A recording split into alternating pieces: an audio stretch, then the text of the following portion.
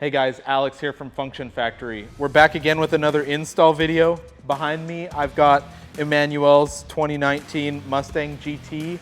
We're gonna be going over our 2018 plus, maybe to 22, depending on when the next body style comes out. I'm gonna go ahead and jump right into it. We're gonna be starting at the top here. I do have the car racked up already, but afterwards we'll be lifting it up, pulling the wheels off and stuff like that. So make sure that you have at minimum a jack and some jack stands. You can do this on the ground. It's just obviously much nicer on a lift. So we'll go ahead and get started right here at the top. We've got 8 of these little plastic clips on top that hold this beauty cover on. Below that you'll find a number of bolts holding the top of the bumper on, and we'll get to those next. But I'm just going to start by popping these guys up. If you don't have one of these trim tools, I really recommend it. You can get them on Amazon. You can buy a overpriced one at your local auto parts store. But these are a lifesaver. They keep you from damaging your hardware, and then you don't end up like chewing up the fasteners like you would with a screwdriver. So we've got, like I said, 8 of these on here. These are not too complicated. Now that we've got all our fasteners out, go ahead and remove this. This will expose your top fasteners of your bumper. I'm going to go ahead and set this aside. Moving on, we've got these fasteners on top. These 2 in either corner are going to be a 5.5 millimeter. The other 6 are going to be 8 millimeters. Make sure you don't miss any of these, or you'll end up ripping your bumper when you try to remove it. Next step is going to be going ahead to remove our wheels so that we can take our wheel arch liners out. These are a 21 millimeter if you have factory lug nuts. Just a heads up, these things do swell and become oversized.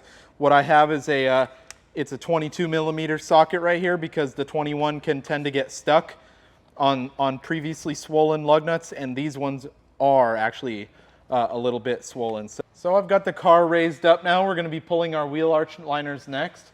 I did my best to count these. I believe there are 14 of the little plastic clips retaining this. One thing to note, there's a couple of these that are a little bit larger, as well as there's like a different style of clip that goes, that goes right here. This one you can push in with your finger and then remove with your clip tool. So just kind of keep note of where these go. That way you can install them back in the correct positions. The other thing I guess I need to note, this car is a Performance Pack 1 car, which has this duct here. You won't be able to use the PP1 under tray. We'll go into that a little bit more detail after I have our replacement piece in hand when we're doing our reassembly. The final thing I really want to note on these, this one's very easy to miss. It's all the way in the back here, basically on the frame rail of the car.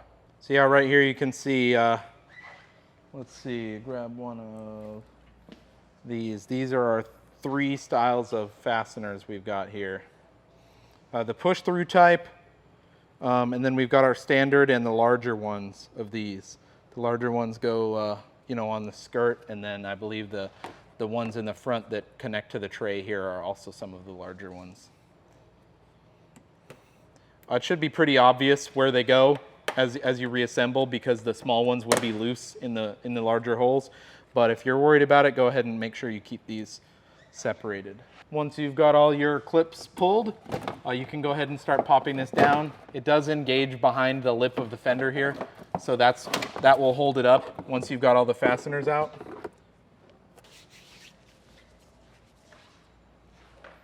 All right guys, so small disclaimer. Unfortunately, the car that we're doing this on is a PP1 car. So this car has like ducts and a little bit more of an advanced under tray that fits the lip.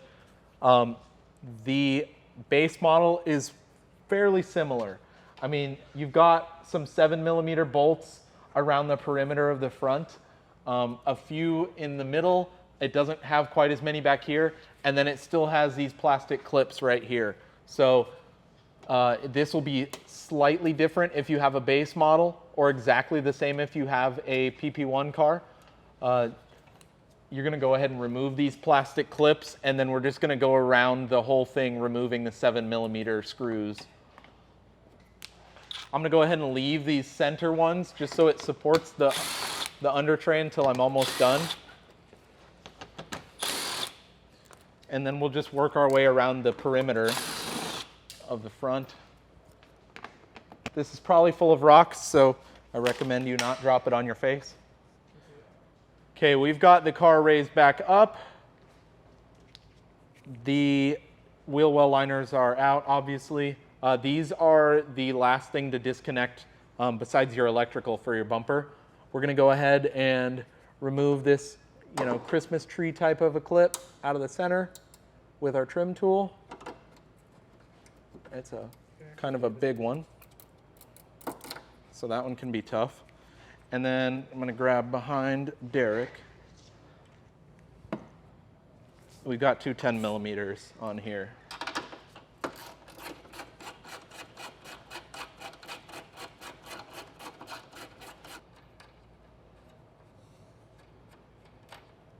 Take those off, and then this comes out the bottom. The final thing to do before we remove this is to unplug your turn signal lights or fog lamps. I don't know exactly what trims have what.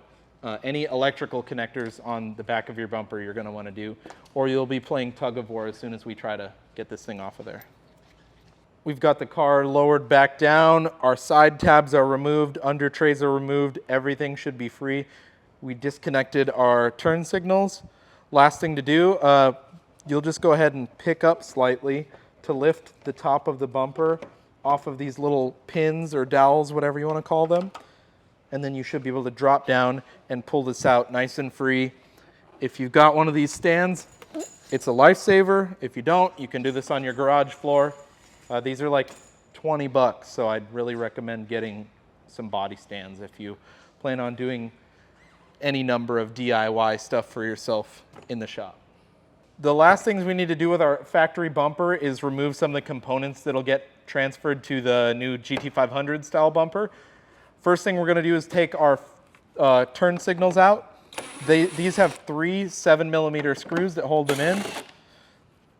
Very simple to remove. They're just massive. So these just pull right out, just like that. We'll set these off to the side so that we can use these in our new bumper. I'm gonna be removing these little clips on the bottom. We're gonna be removing the center 7 of these. I like to use the trim tool to get behind these. I'll show you after I get this one out to show you kind of how the release works. If you can see right here, this little tab inside will grab the hole. So I'm slipping this behind it and pushing that down to let it kind of let go of the bumper. So kind of work it up behind it. Once you're there, you can slide the whole tab off. The last thing we're going to be taking off the factory bumper is this weather stripping at the top. I'm again using our little trim tool to disengage these little plastic clips right here. You can kind of just give them like a little twisting motion and they'll let go. The end one kind of clips around the back of the bumper, so you'll have to get that out like so.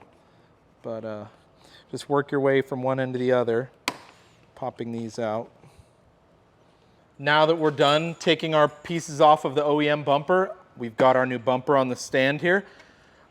Basically, I'm going to start on the side of it, assembling where the turn signal and the side grille goes, as well as this little side canard right here.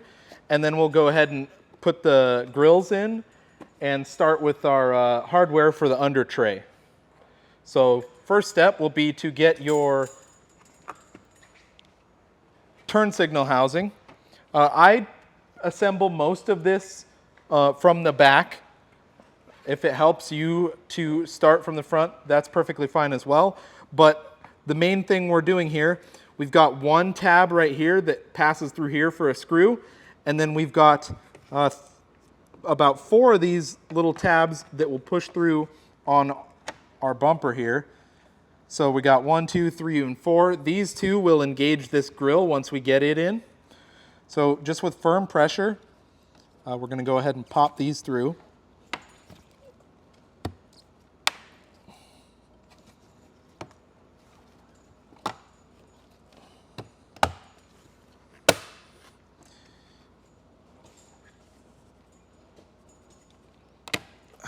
There we go. Some of them are easier than others, but nothing too crazy. So if you check from the front, we've got that nice and tidy in there. And then we'll come around behind, grab our Phillips. We're going to be using one of the larger coarse threaded screws.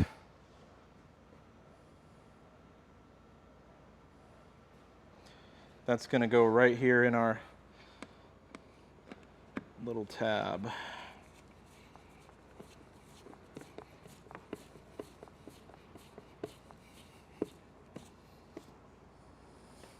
Up next, we've got our little side canard here. These also have one screw that goes in the back of them. That goes right here. I'll go ahead and tip this up and kind of get it in place just to show you guys from the front, and then we'll flip it back over. So this wraps around here, engages tabs all the way along. And then at the back, I'll show you guys, there's a couple little dowels that we'll have to line up back there. So once I've kind of got it generally located, like I said, I like to do most of this on the back side of the bumper. I'm going to start at the top here and then work my way through and go all the way to the end. Working these into the tabs. What I'm going to do is I'm going to start here at the inside and work my way to the outside. These seem to be the easiest ones to start. So we've got one there. Got one coming in there.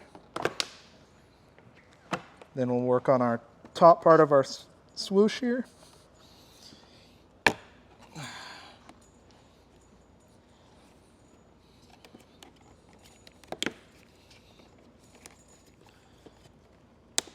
There we go. Got all those. There we go. That one's all the way in. Our screw's getting close there. You know, and then along this bottom part, we've got them on the top and bottom. So just kind of working my way down, getting these worked in. And then before we get all of the end snapped in, there is one tab right here that needs to get pushed all the way through. And then if you check right here, we've got these two dowels that will go in these two holes right here. So we'll make sure all of that's lined up prior to getting everything snapped in. And that way, once we've got everything buttoned up, it'll all align properly. I'm going to go grab another screw for this and we'll get that assembled. The tabs hold these in for the most part, but just a little bit of insurance to make sure this thing never comes apart on you. As you can see, we've got our dowels right there. These ones don't exactly stick through, but once everything's kind of fully buttoned up, they will. Next up, we've got our side grill. You can see basically on the back of these, it has another one of our screw holes, and then this blank spot, this actually is going to accept a screw as well.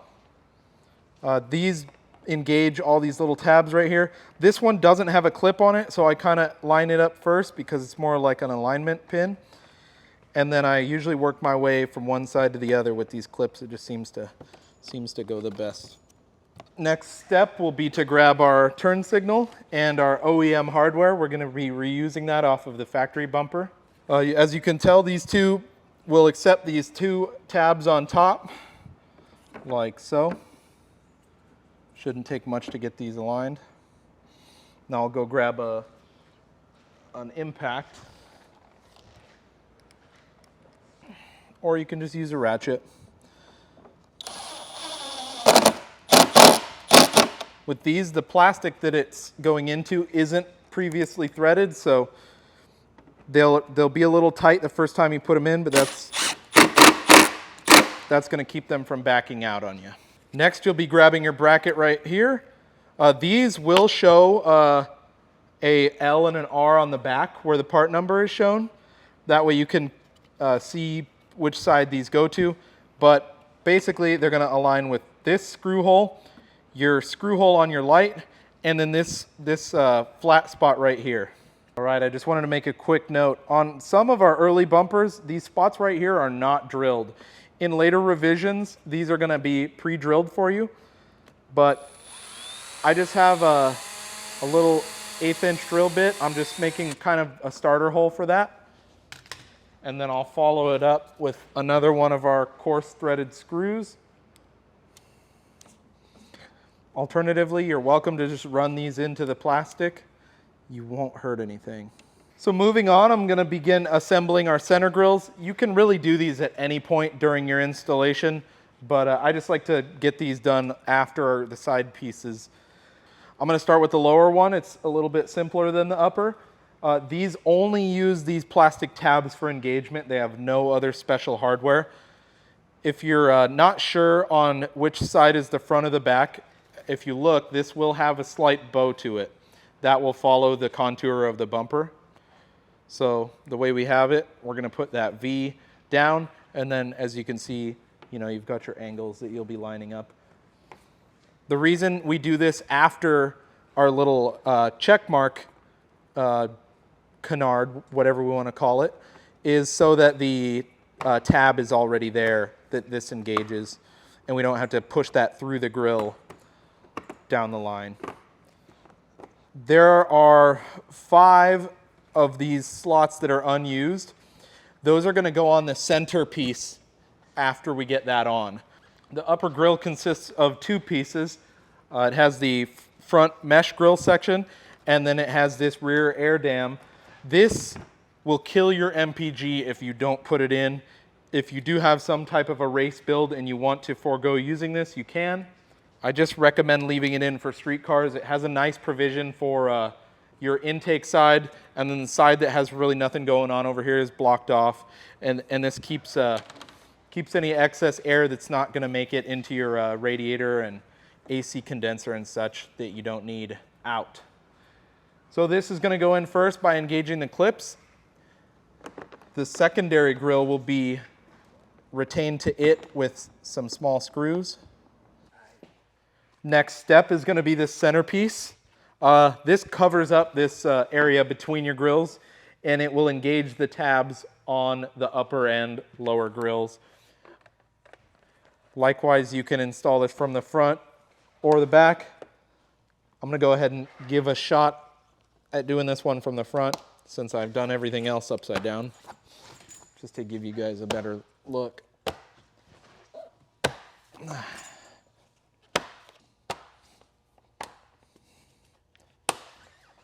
So we've got our lip in front of us.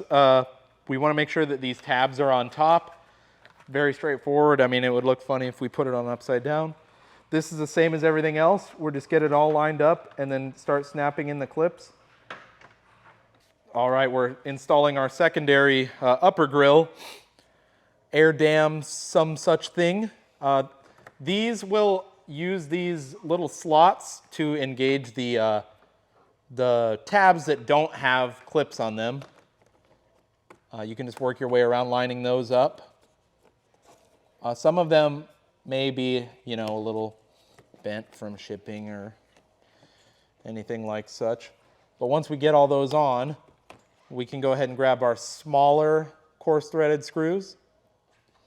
Next, we're going to be utilizing these clips right here. There are 10 of them that surround this grill. These go on all of these little tabs. You place it over top and press these straight down. And you'll see that these can only go on one way. One way they'll fight you, and that's the way you want to be facing out. That keeps the grill from being able to pull off at speed. We're almost ready to put the bumper on the car. We're going to be moving our OEM pieces to the bumper. I've got our clips we pulled off of our factory bumper earlier. There are 7 of these. We're going to be putting them along the bottom of the bumper where it attaches to the splash shield. Make sure you put the threaded portion to the top, the 2 that are provided with the kit. These will go on either side of the bumper where the fender liner will attach. One of the final things we're gonna do, reattach our weather stripping for the hood, just like we took it off. Now that we're all set, we're ready to hang the bumper on the car. Just like we took it off, we'll do the reverse. We want to get the top tabs lined up first with the dowels. So yeah, we just work our way down here, making sure all of these make it in their respective slots. With our bumper hung, we're going to go ahead and reattach the tabs on the side fenders. I'm just going to bring this up over these tabs on the headlight, make sure we don't get anything caught up. I'm going to put these up through the tab. These will attach just like we took them off. Pop those up like so.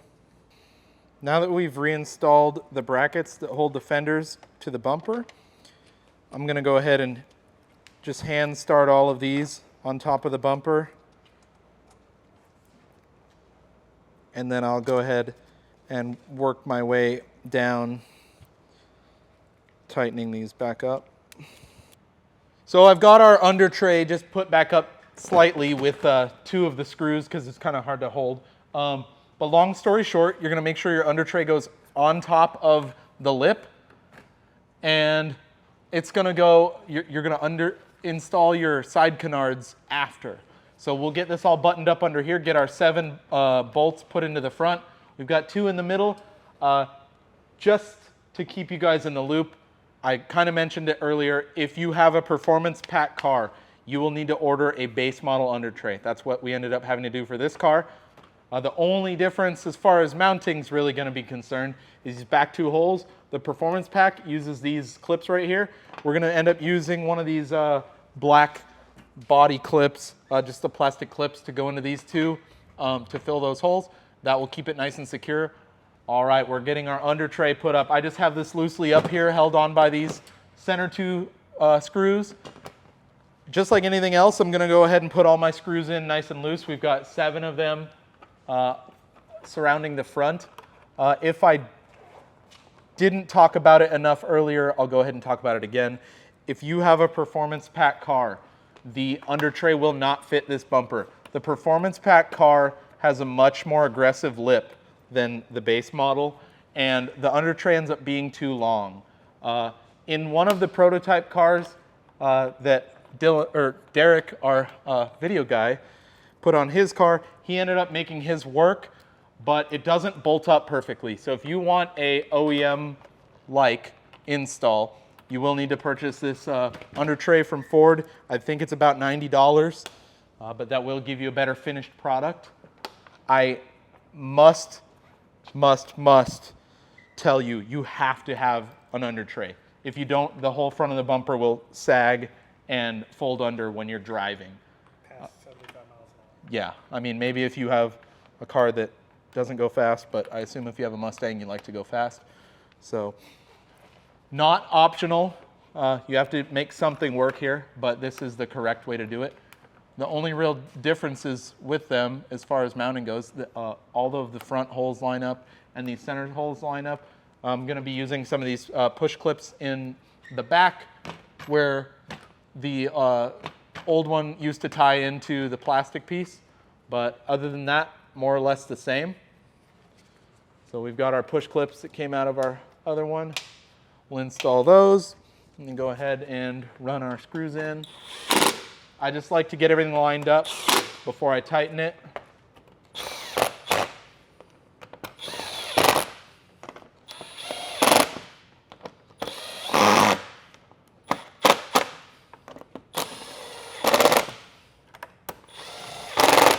Before we go much further in getting our liners installed, don't forget to plug in your turn signals.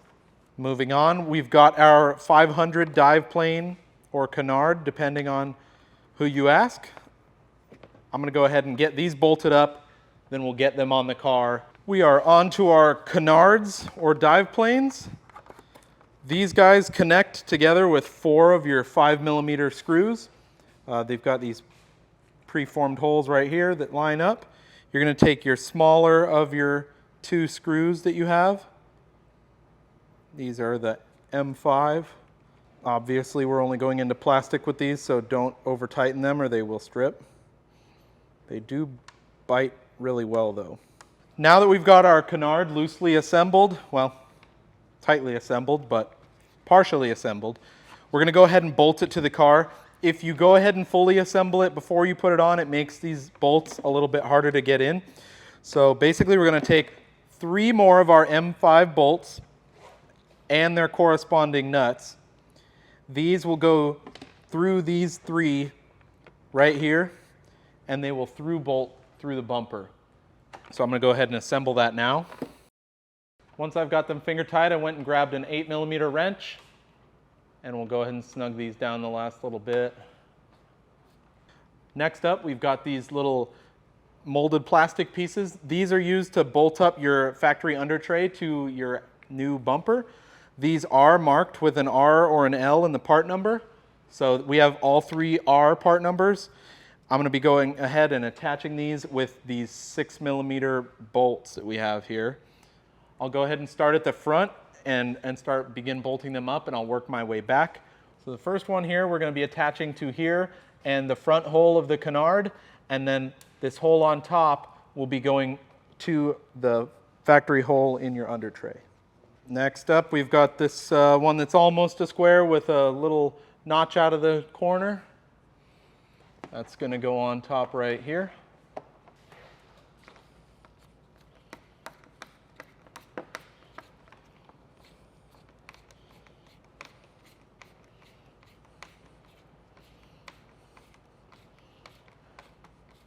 Moving around to the side, we've got this top connection here, uses another one of our 6mm bolts.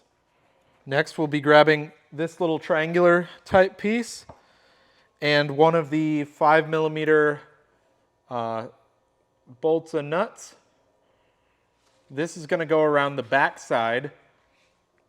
This dowel will engage the smaller hole, and the larger hole will line up for you to put the bolt through. We're going to be putting the 3 screws that came out of the OEM bumper back into the under tray.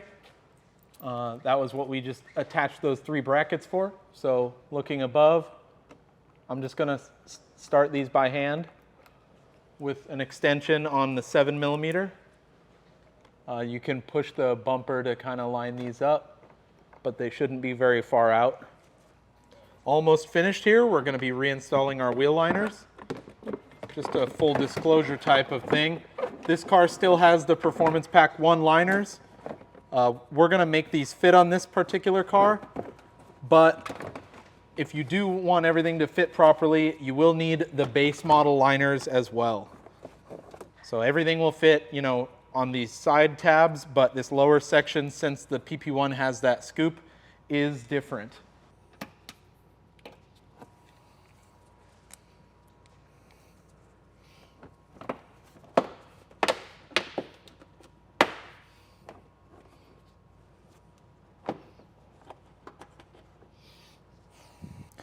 Gonna put our beauty cover back on the top. After this, we'll reinstall our wheels and we'll shoot some B-roll for you guys. That wraps up our install on the FFP GT500 conversion for the 2018 plus Ford Mustang. I personally think this is one of the best fitting aftermarket bumpers on the market. It gives this car a much more aggressive look. I hope this video proved helpful to you if you're taking this project on your own. And as always, we really appreciate when you like and subscribe to the channel. That way you can see more install videos and content of our own and customer cars that we'll be putting out. As always, we appreciate you guys watching. We'll see you for the next one.